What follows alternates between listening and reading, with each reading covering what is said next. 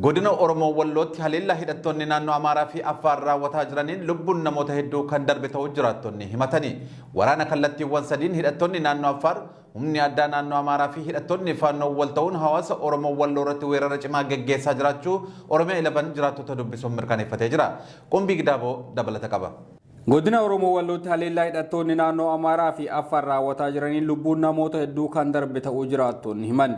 Waraana kallattiiwwan sadiin hidhattoonni naannoo Affaar humni adda naannoo Amaaraa fi hidhattoonni faannoo wal ta'iinsaan hawaasa Oromoo Walloo irratti weerara cimaa gaggeessaa jiraachuu Oromiyaa 11 jiraattota dubbisuudhaan mirkaneeffatee jira.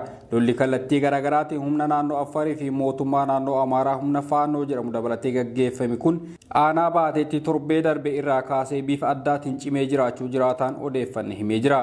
Jiraatan gara seenuutti odeeffanne haala jiraattonni nagaa aanaa fi gandoota garaagaraa keessatti itti ajjeefaman tokkoon ibsuuf yaalee jira.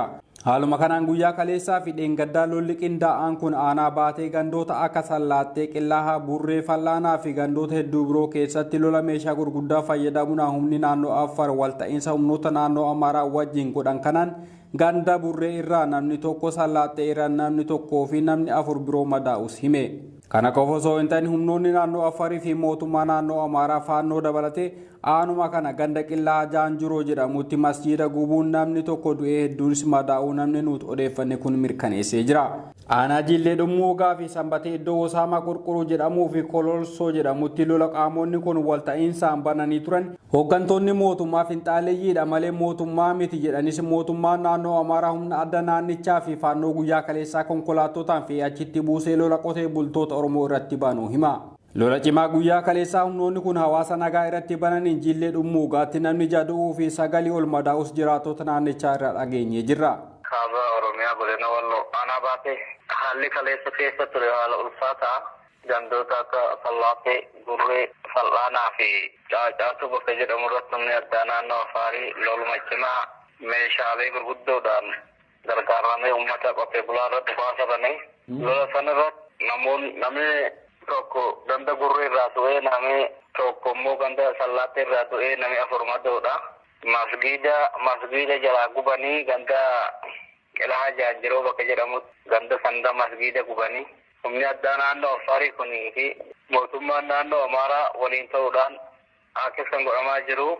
Walloodhuma aanaa Jillee Dhummuugaa fi Sanbatee bakka Wasaana Qurquruu jedhamuu fi bakka Kololsoo jedhamutti humni addaa naannoo Amaaraatii fi humni addaa naannoo Affaarii humni addaa naannoo Amaaraa faannoo Amaaraa fi milishoonni Amaaraa waliin ta'uudhaan achitti uummata qotee bulaa irratti guyyaan torbee darbe keessa waraana baranii saniin booda gaggeessitoonni kun uummata Amaaraatii fi humna addaa Amaaraa bakka bu'u abbaan kana godhaa jiru finxaleeyyii Amaaraati jechuudhaan uummata sossobaa turanii karaa nageenyaatiif turre jedhanii isaa uummata soobaa turanii guyyaa kaleessaa humna guddaadhaan meeshaa gurguddaa faatee konkolaataadhaan wal fidee rifeefaatti uummata qotee bulaa irra buuseefa lolumatti jalqabe.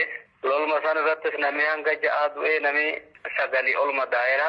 Kanaafuu abbaan loluma kana adeemsisaa jiru mootummoota naannoo Amaaraatii fi mootummaa naannoo Affaarii waliin ta'uudhaan uummata Oromoo Walloo irratti kan duula waraanaa bananiiranii jechuudha.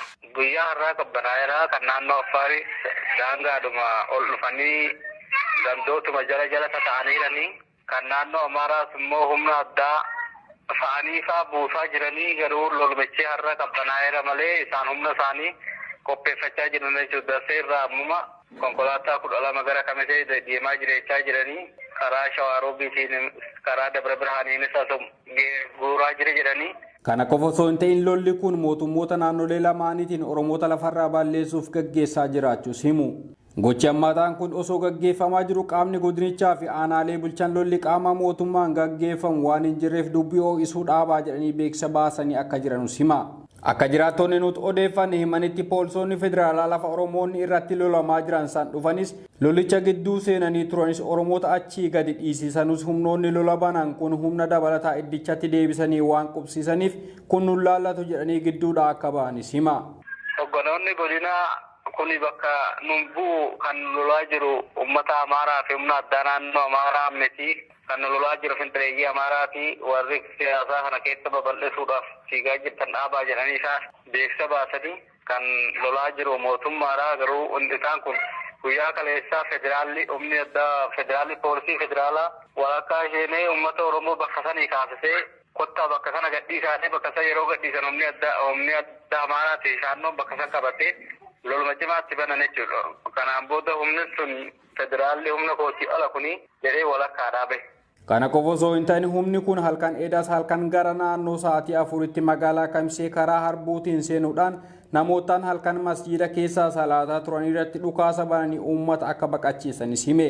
Kaleessa galgala sa'aatii 4 halkan keessa sa'aatii 4tti humni naannoo Amaaraa konkolaataadhaan dhufee Kamisee magaalaa Kamisee keessatti uummata masgiida Attaraawii Salaasii jirurra dhukaasanii uummanni masgiida adda bittinnaa'ee deemee kan kanas godhu jiru fintileeyyii Amaaraatti malee waa humna adda naannoo Amaaraatti fi uummata Amaaraa miti jechuudhaan uummata sossobaa jiru jechuudha bulchitoonni godina.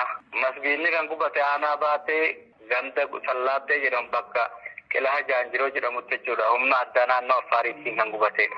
Jiraattota naannichaa dubbisuudhaan Oromiyaa Liviin akka qulqulleeffatetti hanga ganama har'aatti lubbuun namoota 9 olii darbuu fi akkasumas immoo danuun madaa'uu yoo himan ammas humnoonni badii kun kallattii garaagaraatiin lolaaf qophaa'aa jiraachuus himamee jira. Hanga ammaatti dhimma kanaan wal qabatee ibsi karaa mootummaa naannoo Amaaraa fi naannoo Oromiyaatiin kenname kan hin jirre yommuu ta'u viidiyoowwan garaagaraa fi barreeffamoota karaa miidiyaa hawaasaa garaagaraa irratti humnoonni badii kun gochaawwan jalqaban kana cimsanii akka itti fufan dhaadannoo adda addaa dhageessaa jiru. Godinaalee Wallaggaa Bahaa fi Horroo Guduruu Wallaggaa aanaalee hedduu keessatti hidhattoonni naannoo Amaaraa irraa dhufan lubbuu namoota nagaa balleessuuf qabeenya mancaasuu akkasumas lammiilee nagaa qeerraa buqqisuun hammaachuu jiraattonnii fi qondaaltonni mootummaa ibsaa jiru. Namoonni aanaalee kiramuu giddaa ayyaanaa fi limmoo galiilaa keessaa buqqa'uun rakkoo hamtuu keessaa kan jiran ta'us himatu. Bal'inni oduu kanaa akka itti aanutti isiniif dhiyaata. Godinaalee Wallaggaa Bahaa fi Horroo Guduruu Wallaggaa aanaalee hedduu keessatti hidhattoonni finxaaleeyyii Amaaraa lubbuu namootaa balleessuu qabeenya gubuu akkasumas lammiilee nagaa qeerraa buqqisuun hammaachuu jiraattonnii fi qondaaltonni mootummaa ibsaa jiru. Sababa kanaan kan wal qabate namoonni aanaalee kiramuu giddaa ayyaanaa fi limmuu galiilaa keessaa buqqa'an rakkoo hamtuu keessa jiraachuus himatanii jiru. Aanaa kiramuu magaalaa Haroorraa maatii isaanii waliin baqachuun magaalaa kiramuu jiraachaa kan jiran obbo Abdiisaa yaadataa amma jiruuf jireenyi keenya du'aaf jireenya gidduutti argama jechuun BBC'tti himanii jiru. Erga fulbaana 30/2014 hidhattoonni Amaaraa waraana qe'ee keenyatti bananii qeerraa baqannee faffacaanee jirra kan jedhan obbo Abdiisaan guyyaa sanaan namoonni 22 nu jala ajjeesanii kaan madeessan qabeenyi keenya baaburri midhaanii horiin midhaan achumatti nu jalaa barbadaa'e guyyuma tokkotti harka duwwaatti hafnee jedhu.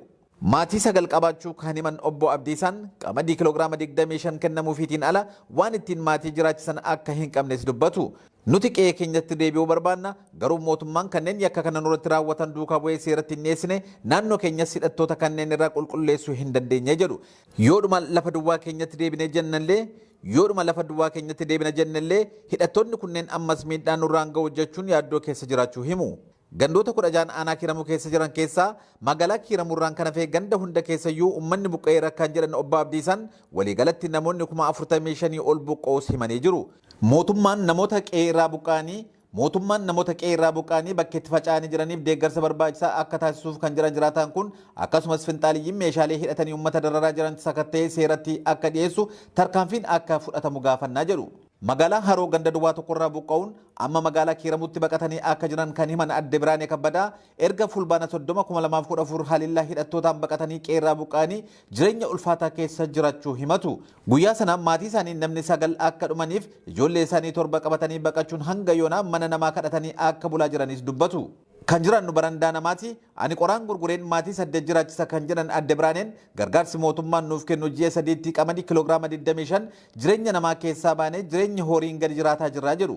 Mootummaan gara qe'ee keessanitti deebi'aa jechuu malee fala biraa nuuf hin laanne kan jedhan jiraattonni nuti yoo deebines waan itti deebinu hin qabnu hidhattoonni Amaaraa ammallee naannicha waan jiraniif yaaddoo qabnaa jedhu. Bulchaan aanaa Kiiramuu obbo Balaayi Dassaaleny ammoo yaada miidiyaa OBN'if kennaniin gareen faannoo kan isaan finxaaliyyii jedhanii waamanii fi dirijjit jedhamu haleellaa uummata irratti raawwachaa jiraachuus himanii jiru. Gareen kun ganda hunda keessatti caasaa qabaachuu kan dubbatan aangawaan mootummaa kun gandoota akka Haroo, Somboo, Caffee Guddinaa fi Baagin jedhamu keessatti ijaaramanii haleellaa geessaa kan jiran ta'us himu.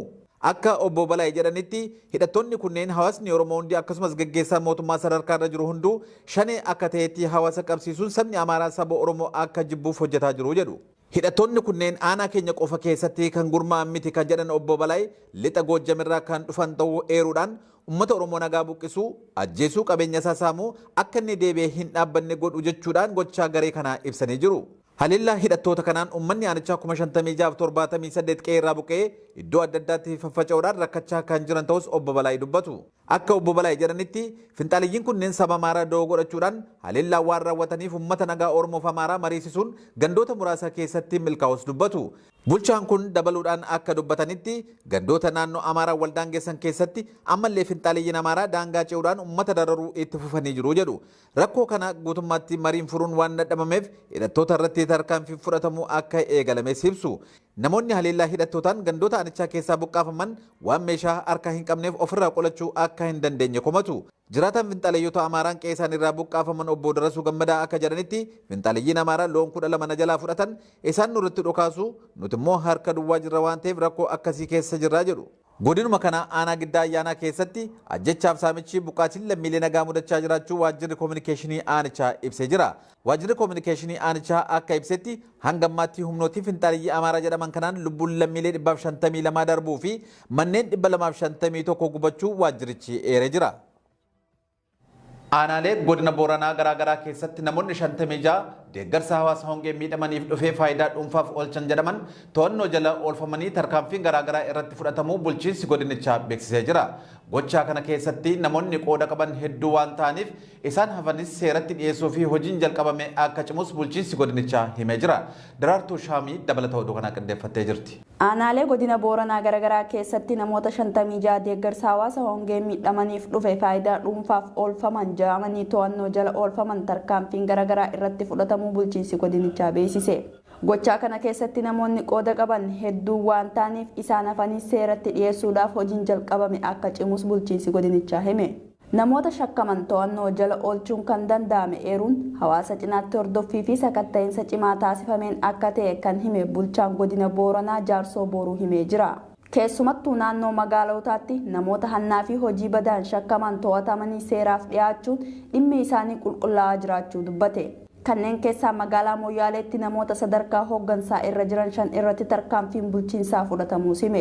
Fulbaana dabre gargaarsi nyaataa hawaasa hongee miidhamaniif dhiyaachaa jiru haala itti fufiinsa qabuun uummata dhaqqabaa akka hin jirree fi namoonni hooggansarra jiran faayidaa dhuunfaa isaaniitiif oolfachaa akka jiran Addis Istaandaardii gabaasuunis ni yaadatama.